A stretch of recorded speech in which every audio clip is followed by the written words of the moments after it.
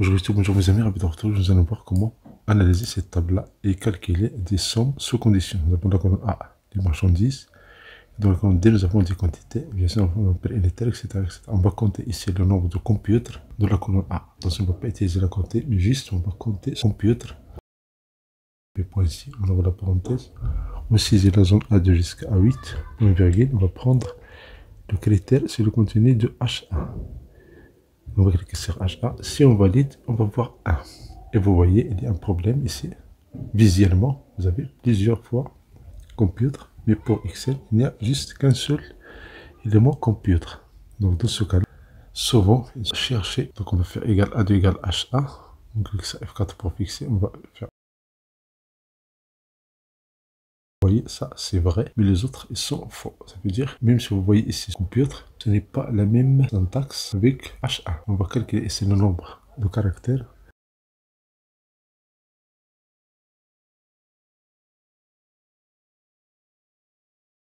On fait double-clic.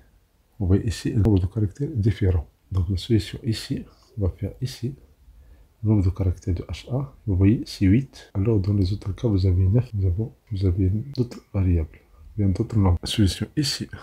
Donc on va utiliser une fonction qui s'appelle supprespace pour supprimer l'espace. On fait égal supprespace, on fait double-clic et on prend la zone A2 jusqu'à A8. On clique sur CTRL A pour avoir la liste des arguments de cette table, ou bien cette fonction.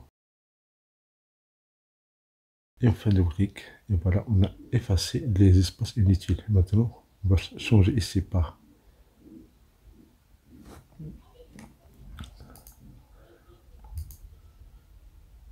en tournant dans la cellule H2, on va cliquer avec la souris, on va déplacer pour choisir la zone G2 jusqu'à G8. Et voilà, vous avez le nombre de fois, vous avez 5. Juste le mot computer dans cette liste-là, c'est 5. Ça veut dire on va compter le texte. Le mot, c'est le mot.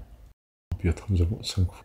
Et pour le total de quantité, on va utiliser ici une formule sans pour condition, sans point ici. On va la parenthèse, CTRL A. On prend la plage et on prend le critère. La plage, on va prendre faire la même chose, mais on va utiliser la zone G2 jusqu'à G8. G2 jusqu'à G8. Le critère, c'est le contenu de la cellule H1. La plage sera sommée jusqu'à D8, somme des quantités. Et vous avez déjà le résultat, vous validez, vous avez 293. Ça, le total des quantités ici de computer. Attention, après avoir vérifié la base. Ici, vous avez le total de quantité. On va calculer le prix, c'est la quantité fois le prix unitaire. Et voilà. Et on fait double-clic. Et on a rempli la colonne F. Maintenant, pour le total des prix, on va faire somme ci. On ouvre la parenthèse. On clique le CTRL A pour avoir les listes, les arguments requis. On prend la zone G2 jusqu'à G8. Le critère, c'est le contenu de la cellule H1. La plage, c'est la plage de la colonne F. F2 jusqu'à F8. Vous avez déjà le résultat. Mais si vous pouvez changer ce format et choisir format monétaire. Voilà. Vous pouvez copier ce format monétaire. Vous pouvez changer la taille de cette cellule. On fait une petite mise en forme.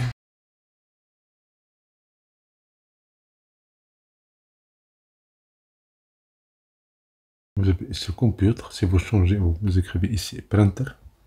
Vous allez avoir immédiatement le résultat du printer. Ici, printer, c'est le printer qui existe dans la colonne A.